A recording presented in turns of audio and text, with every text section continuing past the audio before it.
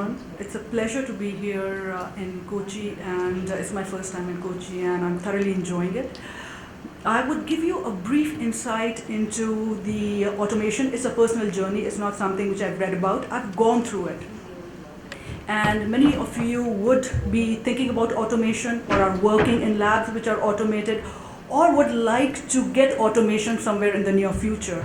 So as we move along, I will give you what are the key decision-making things that one needs to do. And again, like I said, it's a personal journey which I have, and it's an insight which I'll give you in the next half an hour. It's very difficult to encompass the entire journey in 30 minutes, but I think that's a pretty good time which can be given to a speaker, and I will do my best to take you through. And if there are any questions, I would be more than happy to address at the end, because of course time is an essence, as we all know. So if you look at the agenda today, I would be going over the lab challenges, the checklist for the right automation, our total solution, and the key outcomes, and of course what the conclusion is. So the journey starts with how we decided to get into the journey, what went into the journey, what did we do, and of course what were our experiences, and what were the outcomes, and the conclusions, what the outcomes was this journey. So I'll walk you through my journey, which started in 2019. I basically work for United Eastern Medical Services. UEMS has the North Al Emirat Hospital and Health Plus clinics. So we are a consortium of clinics. We have been acquired by Mubadala Health, which is a semi-government entity of UAE and one of the biggest healthcare providers in the United Arab Emirates. So we were a 231 bedded hospital, which we are now 320 bedded hospital. So to give you a little idea, the North Al Emirat Hospital had its own lab, and the Health Plus clinic had their own lab. The lab information system of both the organization was different, the hospital was different, and the clinics was different. And the reason I'm emphasizing is because many of you would be facing the same situation where you're working with different information systems across your organization, and when you think about automation, it's like that's one of the roadblocks. You think, hey, do we really want to automate? So let's go over the challenges that I really faced before the COVID came. So we started thinking of automation in 2019. And we were supposed to go live in 2020, but what do you see? The COVID came. So it was not a very good time to be doing automation. However, we continued to do the automation along with the COVID. So it did not change our plans. So if you look at the pre-COVID challenges, we had a problem with the process efficiencies because, of course, we had two labs. The workforce is always a challenge. There's always an attrition. There's always a shortage of staff, or there's always extra staff. The patient outcome, of course, has to be the same across the organization. As we are moving across in the labs, everybody knows in the diagnostics, what's really happening is the reimbursements are decreasing. We need to be more lean. The costs need to be more cut. So, of course, we were also dealing with overhead cost burden and standardization across the network. And again, like I said, the biggest challenge was a software limitation across networks. So it was very difficult where we had one lab who would do all the tests, and then it came to the NAT lab to do the remaining tests, and the lab information systems were different. So we wanted a system which could standardize our tests all across the organization. And if that was not enough, of course, the COVID came. And COVID brought its own challenges and added.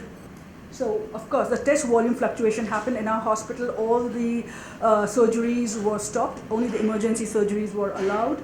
Of course, many of our staff was affected by COVID because in UAE the rules were very strict. The tracing, anybody exposed could not come to work. So we were also dealing with shortage of staff.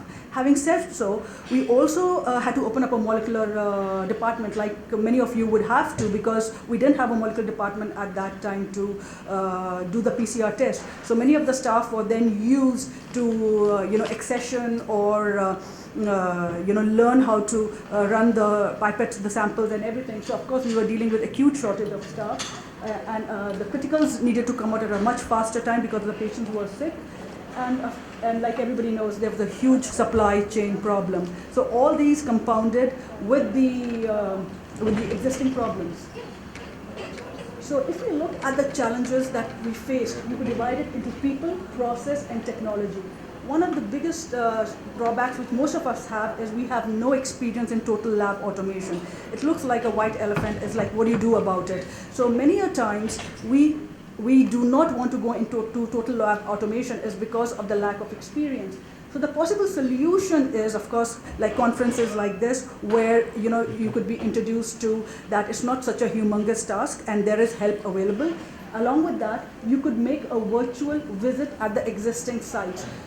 There are different vendors who offer automation, so don't visit one site. Try to visit multiple sites so you know which automation works for you. Because you can't just go to one site. The key to remember in automation is one shoe size doesn't fit all. So what works for a university hospital, or what works for a community hospital, or what works for a referral lab is not going to work with you. And that is the key to remember. The vendor might give you a solution, you should do this. You know your lab better than anybody else. So visit a lab which would have the same issues you're having, and then see how to solve the problems. Again, know what is unique to your lab. Do not copy another lab down the street. It's not going to work. Automation will never work when you copy another lab. Coordination with different teams across multiple departments. This is imperative, and it is very important to have a project leader. And what we did is, I was the project leader from my department, and the department, I didn't do anything this time. So, Mama, yeah, this is the second wave. So, my hands are up.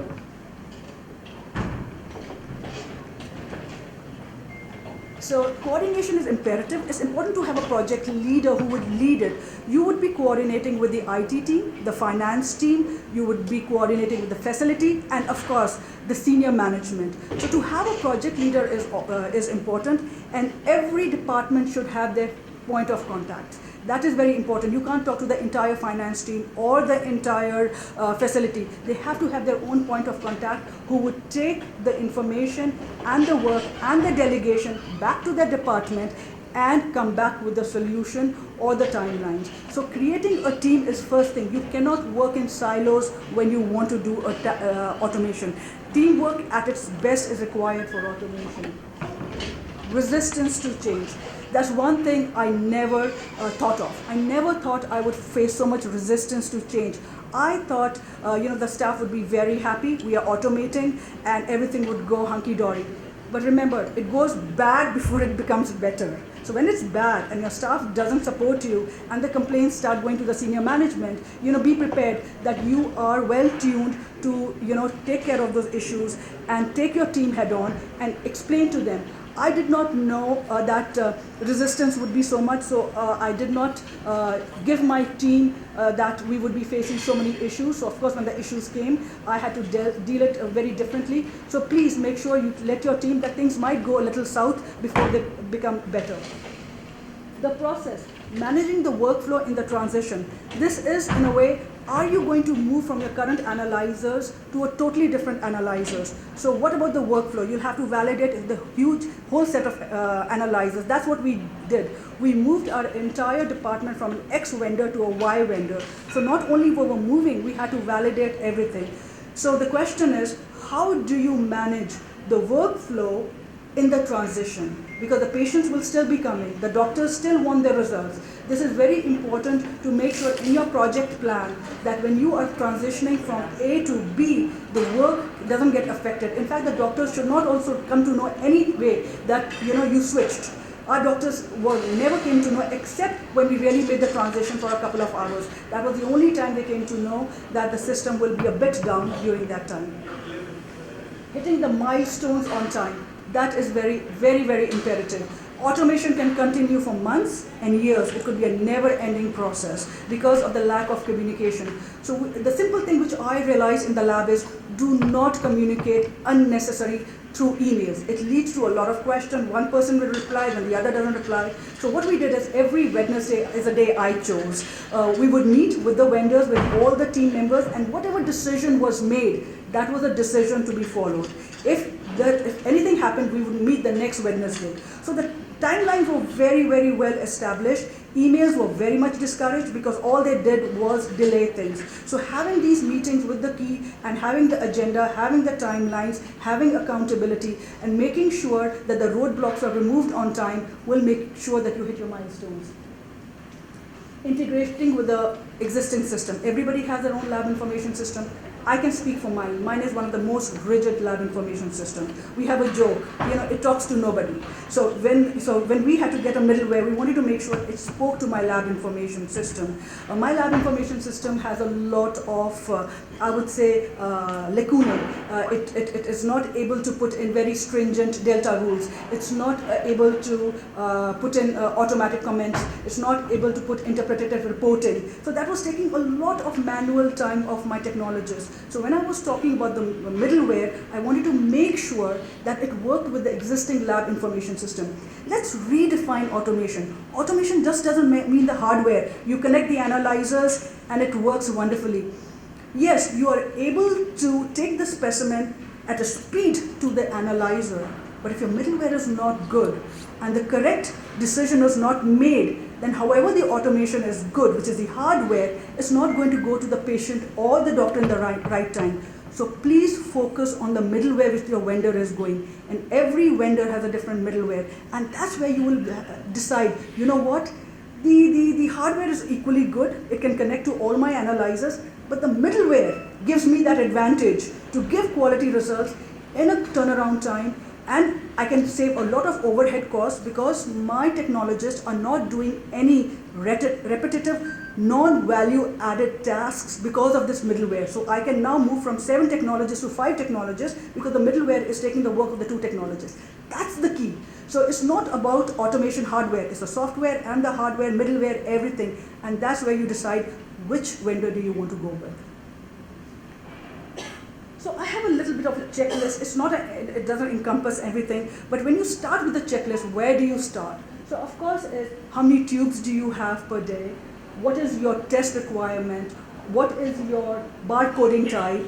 Will your barcode be identified by the middleware of the system, or does the barcode need to be tweaked? If it can be tweaked, can your lab information system also read it? So, do they talk together? How many changes would the middleware require? I mean, there are a lot of changes. Will your lab information system be able to take it? What is your sample type? Is it serum? Is it plasma?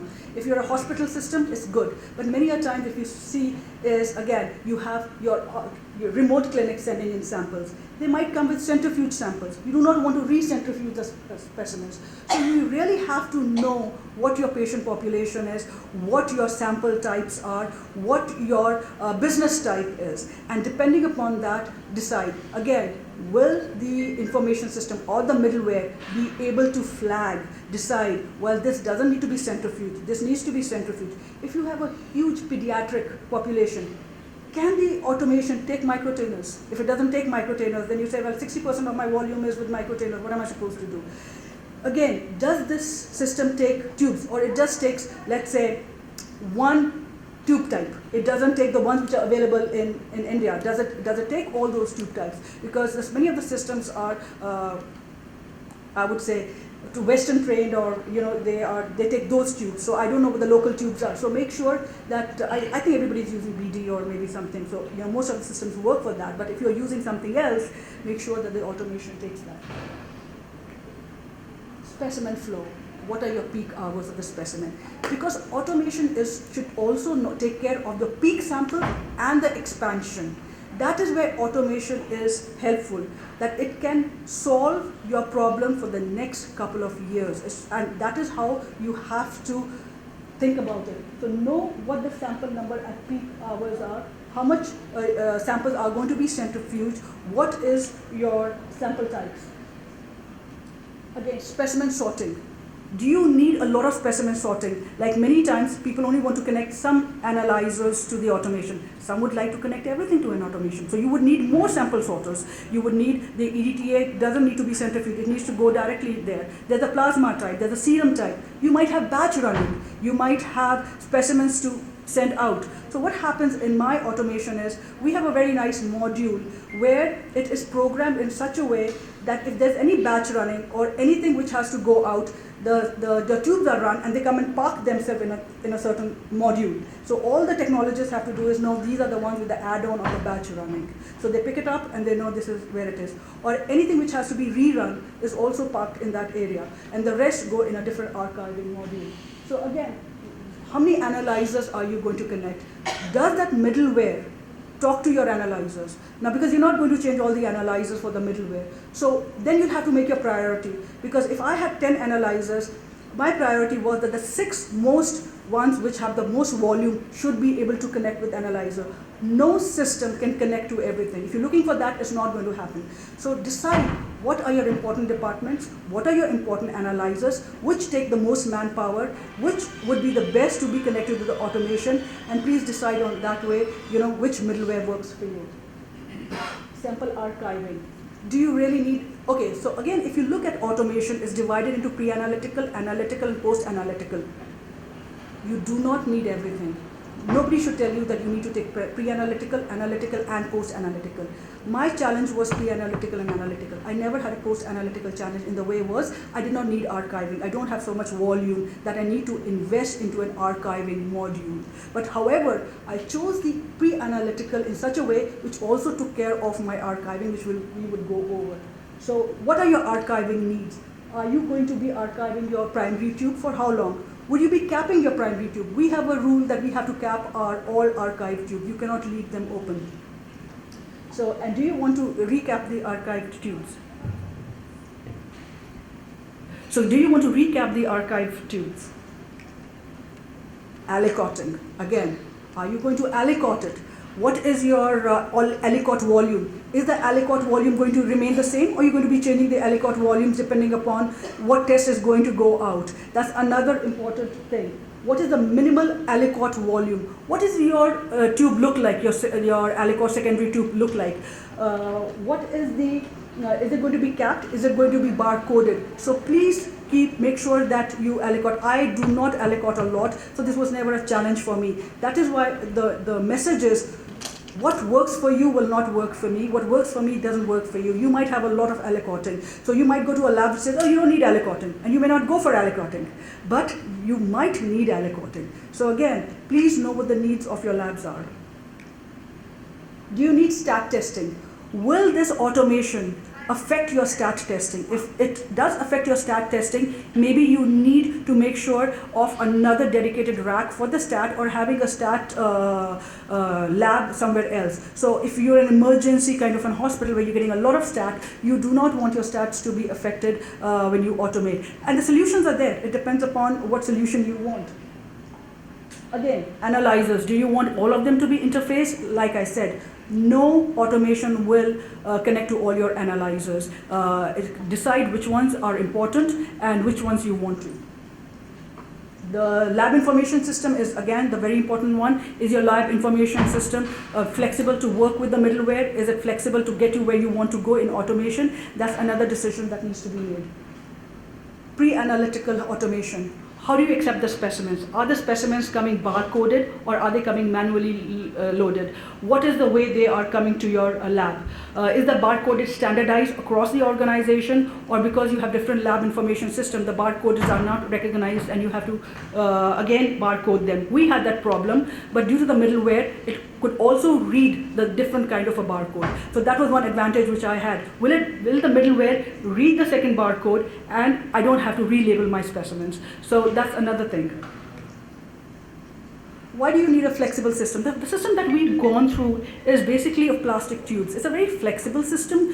The reason for this flexible system is you can move along as you grow. I'm in the basement. I don't know how many of the labs are in the basement. I mean, in my jobs, I've always been in the basement. Luckily, I'm not next to the morgue. Normally, my lab is always next to the morgue.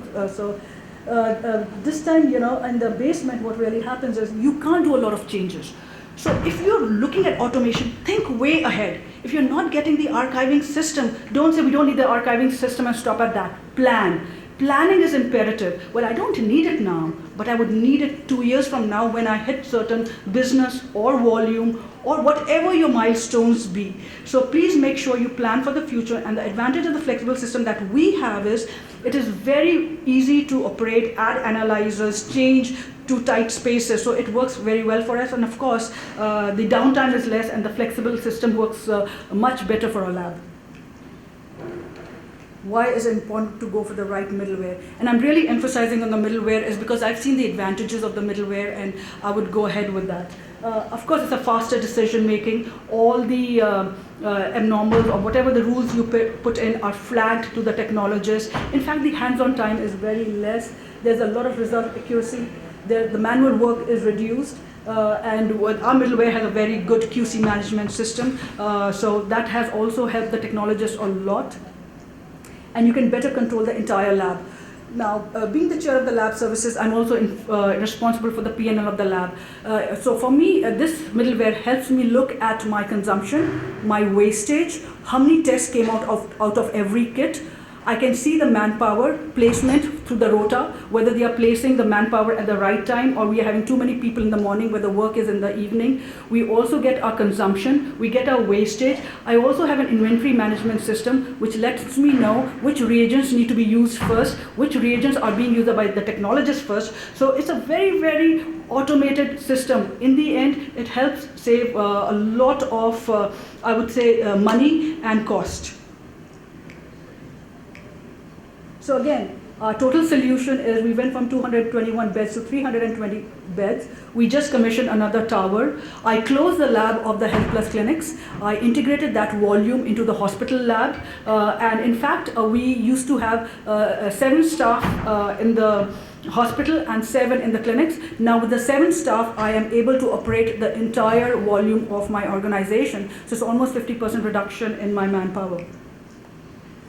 So the pre-analytical system is very nice, and I think many of the hospitals have it. We used to manually fill in the logs. I think many of you would be doing it when the specimens are transported. You fill in the log, you fill in the number of tubes, then you say it's ambient, whatever it is. So with the RFID reader, what happens is every time a tube is drawn, it is scanned and put into the RFID reader. So what it takes the time of the phlebotomist is no more log sheets, no more writing on this. So that 10 minutes which is spent or 20 minutes is spent is used for doing more draws, and we've instituted this across the organization. So and the custody of the specimens at any time can be seen through which driver is carrying it. And of course, then we have is our middleware. We call it the indexer. And the way the indexer also works is we don't have to scan one tube at a time. It is a tray. And as soon as the tray is put on the docking station, all the information is drawn into the lab information system. Normally you would see in the accessioning, you would accession one tube and it goes on and on. In this you don't do it. You just put the tray on the docking station and you put it there and all the information is downloaded. And what is really nice about the system is this takes care of also my archiving. My technologists used to waste a lot of time on the add-ons by the doctors would done. Add-ons doctors do. So we would waste a lot of time looking for the specimens, and I used to be seeing them wasting time again and again.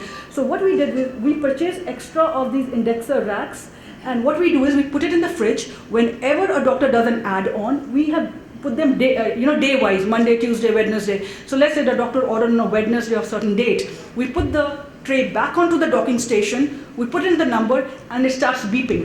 So the moment it beeps, you pull it out, you know where it is. So you're not manually trying to look for the tubes. Again, what were the key outcomes? Of course, there was a 69% decrease in intervention. There was no centrifugation, capping, decapping, everything was taken care of. So there was an elimination in the non-value added task.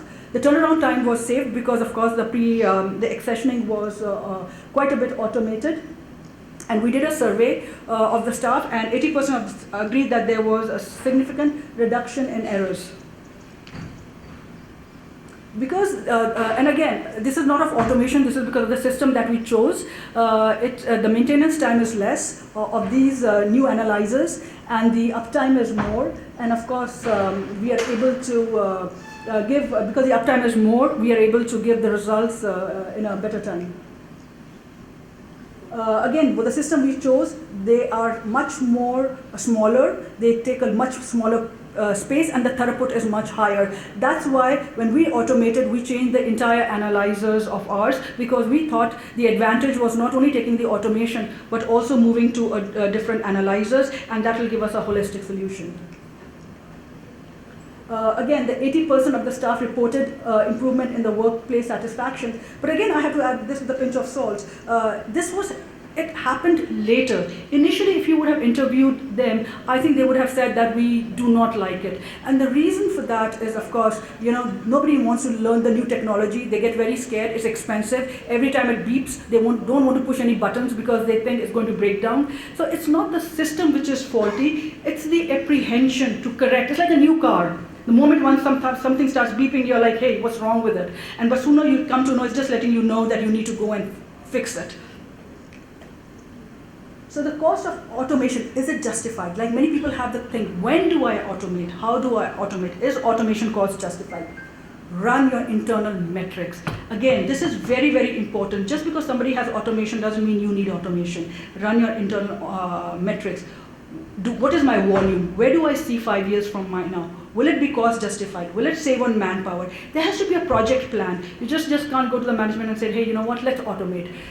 The vision has to be there. They have to see that even if they take this upfront cost, there would be benefits coming down the few years, because automation is a cost.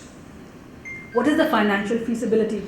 How much manpower reduction do you really look? Are you looking for expansion? What is the cost of the manpower? Does it justify, because the manpower is very expensive or you don't get manpower, automation is the way to go? Again, of course there are reduction in errors whenever there is automation. You're able to attract and retain a lot of staff. I always used to see that, especially during COVID, the staff was very stressed and everything. And with automation, honestly, I see them very, very less hassle, because most of the tasks are being done through the system. Like even for our infectious serology, anytime a hepatitis C was positive or a HIV was positive, our rule is that we need to rerun it. Now, because the middleware, we put a rule, anytime it's positive, it'll go and rerun itself. So when it comes to the technologist, it's already rerun twice.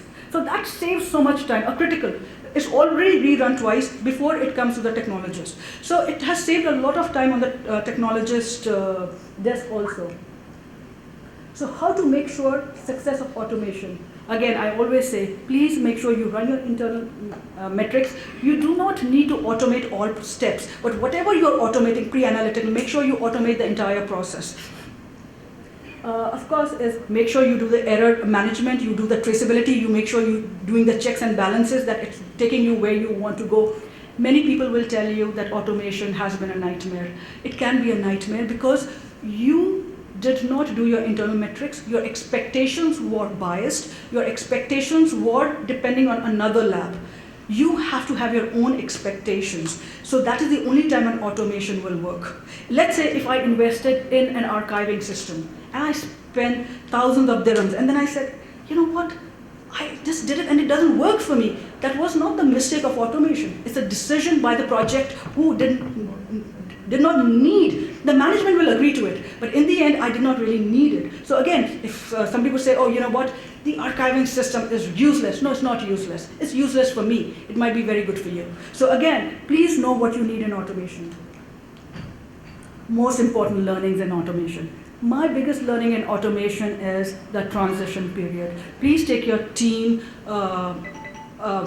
feedback and involve them. Tell them it will get bad before it gets better, and just be patient. And we had a WhatsApp group, and every time I would be inundated with messages, and I used to get the staff feedback because I was the project lead. So all the negativity would come to me, and of course nobody would come and tell me, but I knew. I'm smart enough to know that they don't like it, and I said, guys, just be patient, and everything. And now when we did the survey, they said, Dr. Shweta, that's the best thing we ever did. But when did I start? 2020. Where am I? 2022. So look at the journey. It's not easy to get where we are. So again, when you do it, this is just to tell you, please make a project plan.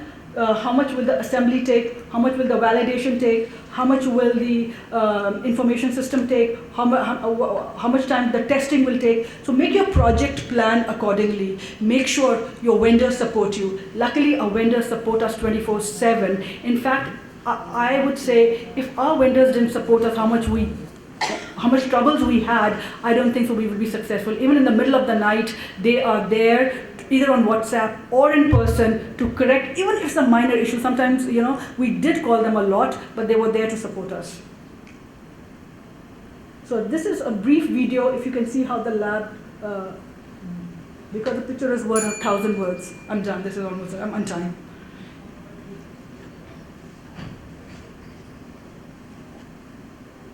And this is the basement. We had all benches here and everything. So you look at the benches in the background. That's what we broke to get set this system up.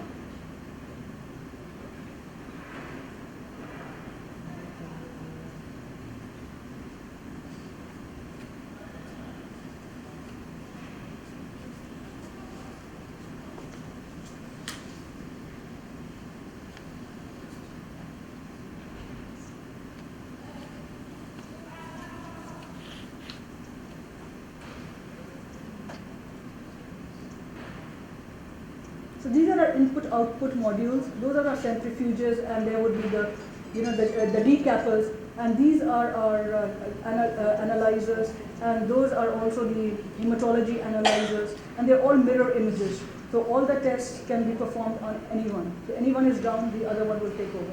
And the good thing is we can move the reagents from one to the other. In many of the systems, you can't move the reagents. It's unique to that analyzer. If this breaks, we can move it here, and we don't waste any test. And this is, of course, it's much cleaner now. This is how the lab really looks like. And if you look, I do not have the archiving system. So again, we have successfully implemented automation. We are happy with the decision. Would we do it again? Yes, I would do it again, but I would plan it better, hopefully not in the middle of the pandemic. That really took a lot of out of us, because we had to validate our analyzer were new. We had to get ISO remotely along with the PCR. So, nobody expected the pandemic to hit.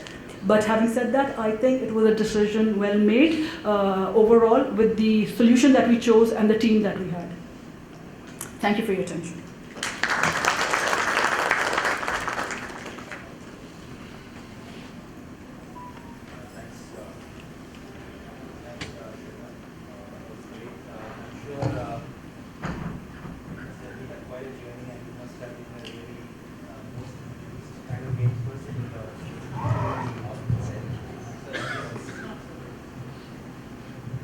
So I'll take a couple of comments and maybe one or two quick questions. Speaking from similar experience, but now. Excellent presentation, and actually the journey is more mesmerizing kind. So I just want to ask about CDS, because I have seen AMS you have taken. So clinical decision support, like radiology, is very much helpful. So even CDS is helpful. So your insights on CDS, clinical decision support. And second question is on before the meeting we were discussing about system, sometimes hematology and clinical chemistry analyzers hematology maybe the particular brand or particular IVD manufacturers are not made the brand we are comfortable marriage between the hematology analyzers and clinical chemistry. So we may be comfortable with clinical chemistry and immunoassay, not with the hematology analyzer. So then the challenges come. So how to you faced or anything similar type? So if we look at the clinical decision support, yes, our middleware does have the clinical decision support. It does require a lot of work, and we've had multiple meetings where you could take anything what you wanted to do, because like I said,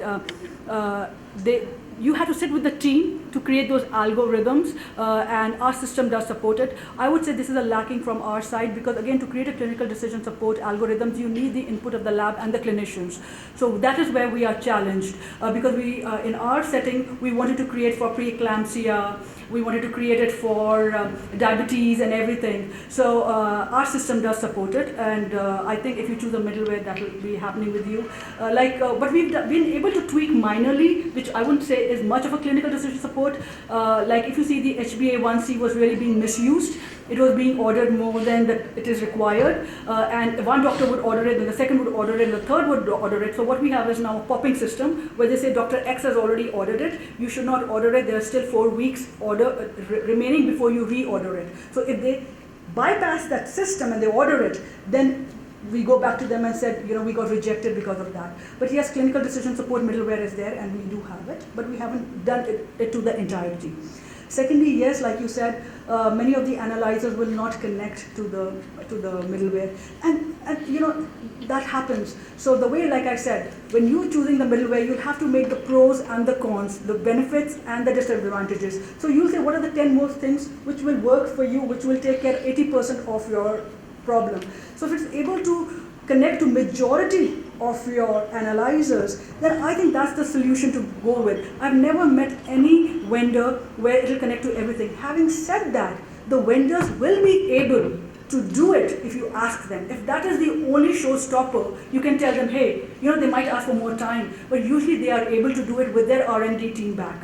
And I think you can negotiate that, provided even the analyzer team supports you on that. Thanks. I think one important factor which I got from your metrics, that evaluation, is how many of us understand the true capacity of our lab, and we usually measure the capacity between a specific working hour, maybe from 8 a.m. to 8 p.m., and that may not be the true capacity of the lab or the system. I think that's one thing which you can, also, I feel I would introspect when I do this automation. Second thing is what kind of behavioral changes I can inculcate in my clinical community, like you said, on batching, on the way you send those samples. Of course, we have that data on the EMR and certified physician order entry, but I think this is one, I would say, a feedback which goes to the clinical community. So a lot of good takeaways here, not only just from the automation. Would you mention the vendor who partnered with you in this journey? Well, I don't represent the vendor, and all opinions on my personal or the organization. Well, I would say it's the Abbott team which we went with, and we chose the entire automation from them, and nothing more said. Great, thanks. So, yes. Well, are you hearing it at the back end? You are very rigid, you got to get a little flexible. Okay. And I honestly agree with that. The Abbott is many times rigid. You don't get a refund. Okay, thanks, Shweta. Thank you very much.